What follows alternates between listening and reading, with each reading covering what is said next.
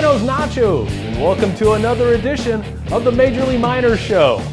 Week 3 here at Major League Minor, the only show that you're going to see in the entire world that's going to cover the XFL, the CFL, the Oklahoma City Bounty Hunters, and also the Oklahoma Thunder. Week 2 was certainly fun, so let's dive right into the XFL.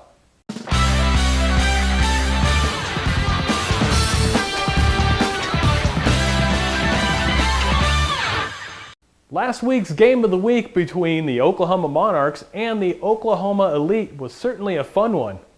I knew it was going to come down to the wire, but we'll just have to take a look and see some of these little highlights I'm going to have for you right here. Monarchs get the ball first, drive all the way to the 16-yard line.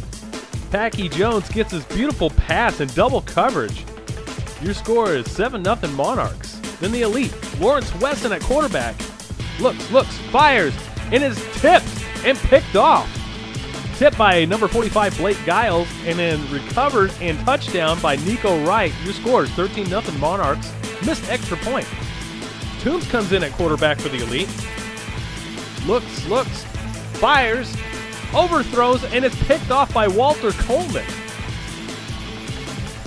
In the second quarter, Monarchs driving at the 10. Hamilton gets this bad delivery, fumble, and is scooped up and run. The cameraman is in shock, forgets to pan, and your score right there is 13-6. Brandon Edmondson on the scoop and score. Monarchs, Prince Jones, look at this run. Man, he is just not going down. Your score is 20-6. Point extra is missed. And look, wow. Blindsided, scooped up, and thrown down. James Tolson on that one. So we come back to the second half. The Elite muffed the ball and is recovered by the Monarchs. But the Elite get the ball back. Toombs looks, throws out of the pocket, overthrows, and is picked off by Walter Coleman again for a second pick six in the game. Your score is 26-6. Point after, then always having problems with that one that day. It was missed, but the Elite get the ball back, and have problems with the delivery again. That ball was hard as a rock. The Elite will eventually get that ball back. Driving low snap, and is recovered by number 90, Jamal Walker. And then the Elite, of course, they get the ball back. Runs. Toombs calls his own number. He is not going down. Relentless. Gets it. 26-12. The Monarchs driving the ball. Running back number 5, Stephen Hopper, gets this beautiful block by number 64, Greg Dix. And then, of course, the Elite, they score one last time. Your final score is 33-18. So let's go ahead and get right into the Week 2 XFL scores. Your XFL Week 2 scores brought to you by Light 'em Up Video Productions. First, we saw the Oklahoma Elite travel up to the Oklahoma Monarchs in Tulsa, but it was the Monarchs that came away with this one by a score of 33-18. They maintained control throughout the entire game and didn't let up. Next up, we saw the Kansas Cougars face off against the Oklahoma Executioners. The Cougars easily tamed the Executioners by a score of 28-6. The Wichita Wolfpack traveled down to Yukon, and the Bobcats just laid it on for the Bobcats' first victory by a score of 49-0. And lastly, we saw the Oklahoma Chargers face off against the Oklahoma Nightmare. A long-standing tradition in this one, a great rivalry, but it was the Oklahoma Nightmare that came away with this one by a score of 24-8.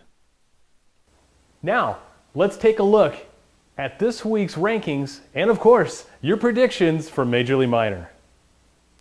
And your XFL rankings for Week 3 is brought to you by Thunder Bail Bonds, 24-hour bail bond convenient service, providing bail bond service to Oklahoma City and surrounding areas. At number 1 still, the 2-0 Oklahoma Monarchs, followed by the 1-0 Kansas Cougars. Then we get to number 3, the 1-0 Oklahoma Nightmare, coming up in the polls, as number 4, number 1, Oklahoma Red Wolves. Then number 5, 1-1 Oklahoma City Elite. And then number 6, the 1-1 Yukon Bobcats. Finishing out the top 10 are the Northern Oklahoma Executioners, followed by the Oklahoma Chargers, the Oklahoma City Jaguars, and then rounding up the pack are the 0-2 Wichita Wolfpack.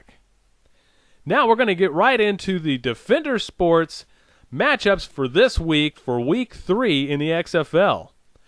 First up, we're going to have the Northern Oklahoma Executioners traveling up to the Wichita to, face off against the Wichita Wolfpack. In this one, it's a pretty easy call for me. I'm going to give this one a 21-0 in favor of the Executioners. Next up, the Oklahoma City Jaguars are going to travel to Prague to face off against first-year incumbent Oklahoma Red Wolves. For me, I'm going to call this one a 21-7 gain on this one for the Oklahoma Red Wolves. I think they've got a solid team, and I think the Jaguars have got some soul-searching to figure out what it's going to take to win a ball game this year. Next up, we're going to see the Yukon Bobcats travel to Okmulgee to face off against the Oklahoma Chargers. The Chargers have a solid team, but they just need to figure out some key components to win. But Yukon, coming off of a huge victory last week that was completely unexpected, have found their spark. I think they're going to continue this spark, and by a score of 14-10, the Bobcats are going to get their second game of the season. Now, for this week's Game of the Week.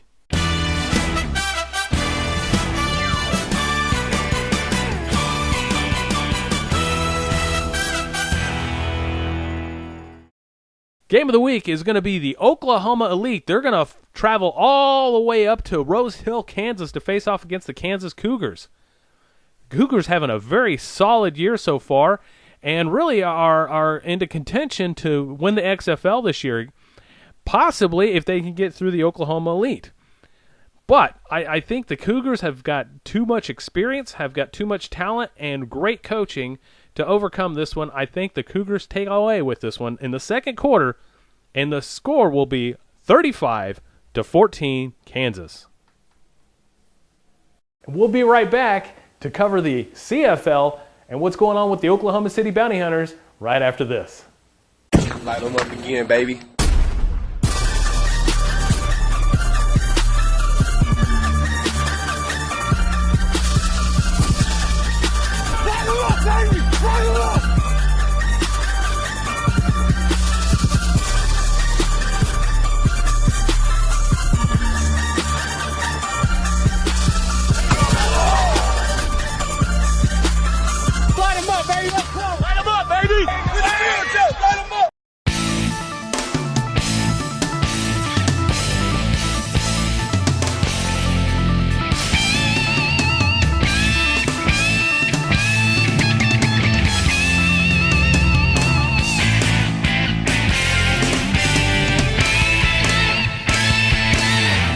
Last week in the CFL, there was plenty of action to go around, so let's go straight into last week's scores.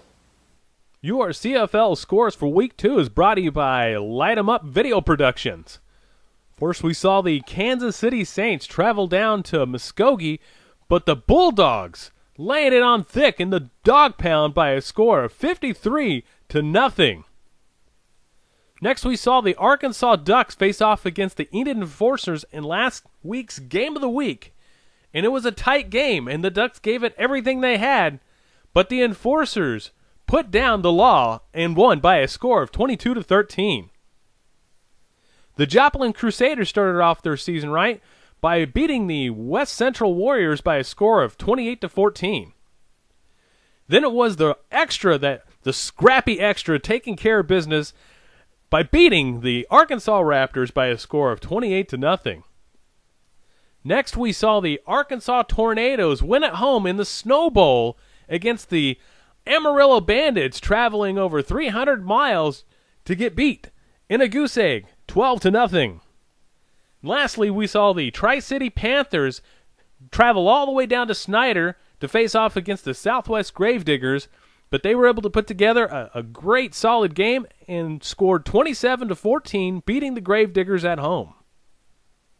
And now let's take a look and see what's going on this week in the CFL for your rankings and, of course, your predictions. Rankings for the CFL and DCFL brought to you by Lightning Bail Bonds.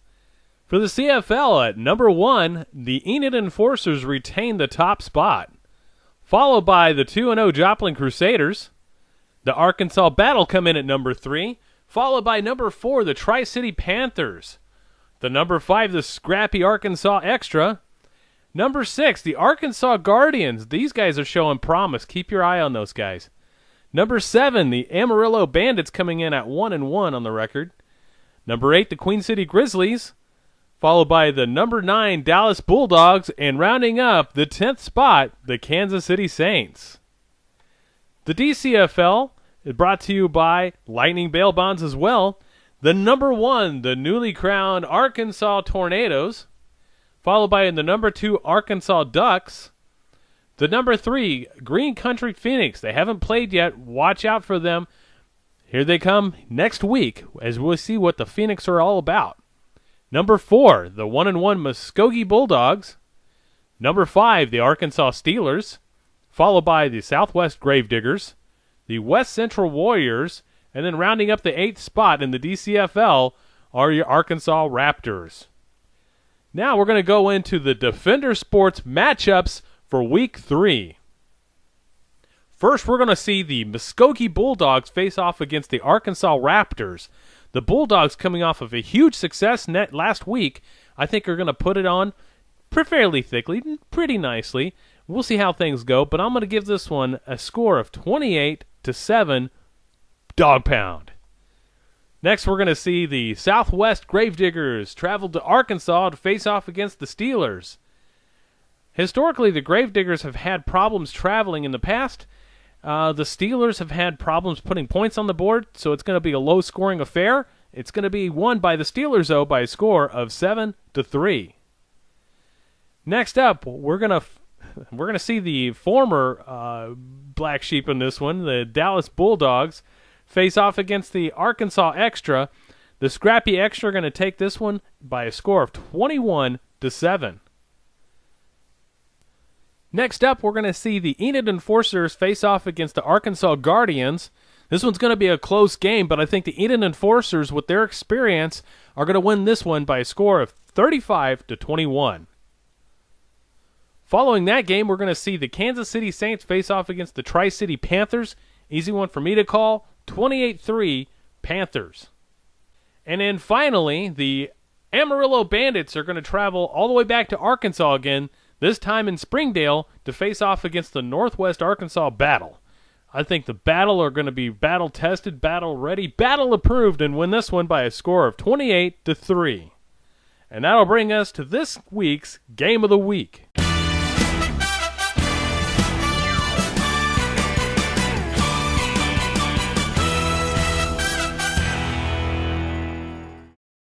This week's Game of the Week is going to feature, in the CFL, the Queen City Grizzlies are going to face off against the Joplin Crusader in this year's I-44 War.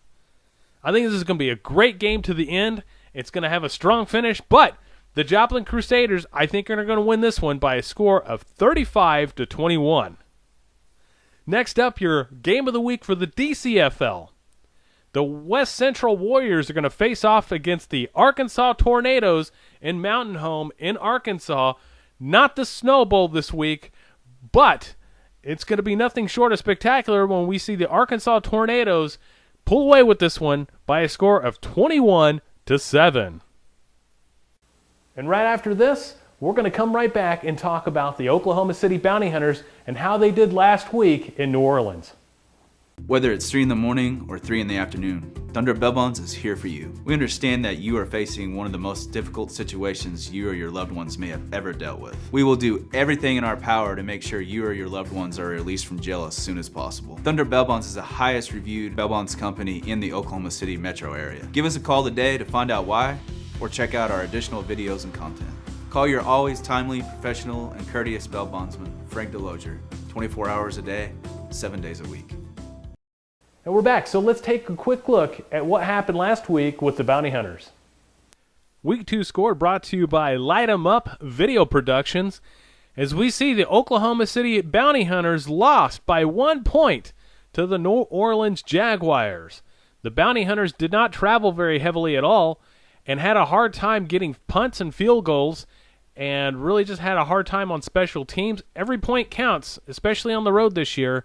And unfortunately, number 1 goes down by the number 6 New Orleans Jaguars. And that's it, your show for the week, folks. Join us next week as we cover this previous week and talk a little bit about what's going on here in the future for the possibility of Major League Minor's first Game of Champions. So until then, I'm Chris Dotson reminding you to go watch some football.